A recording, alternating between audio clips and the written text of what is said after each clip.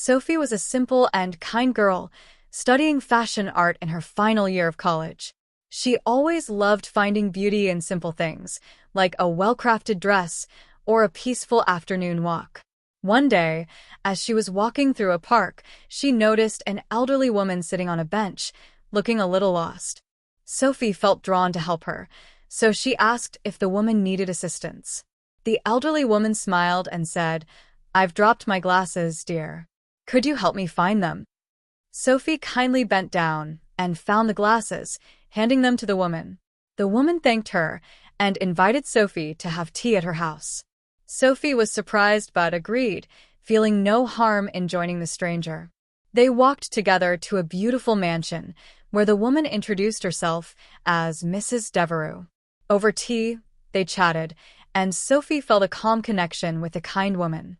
Mrs. Devereux was rich, but she had a humble, warm personality. She listened to Sophie's dreams of becoming a designer and starting her own fashion brand. Sophie felt comfortable talking to her, and Mrs. Devereux seemed genuinely interested. As the afternoon passed, Mrs. Devereux smiled and said, "You are a kind girl, Sophie. I would love to have you over for dinner tomorrow evening." Sophie was a bit nervous, but she agreed, curious about the older woman's invitation.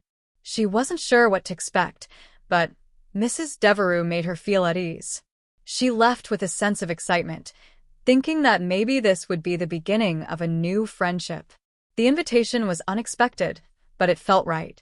Sophie couldn't wait to return the next day. Little did she know, this dinner would change her life in ways she never imagined. The next evening, Sophie arrived at Mrs. Devereux's mansion, feeling a little out of place in such an elegant home. Mrs. Devereux welcomed her warmly and led her to the dining room, where a handsome young man was already seated. He stood up when Sophie entered, offering a friendly smile.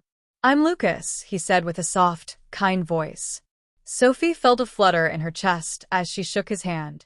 Lucas was 2 years older than her, with dark hair, blue eyes, and a confidence that wasn't at all arrogant. They sat down to dinner, and Lucas seemed very easy to talk to. They shared stories about their lives, their dreams, and their hobbies, finding many things in common. Sophie felt an instant connection with him, something deeper than mere attraction. Mrs. Devereux, watching the two interact, smiled to herself, sensing that something special was happening between them. Sophie was surprised by how down-to-earth Lucas was, despite his obvious wealth. He talked about his family and how much he respected the values his grandmother had taught him.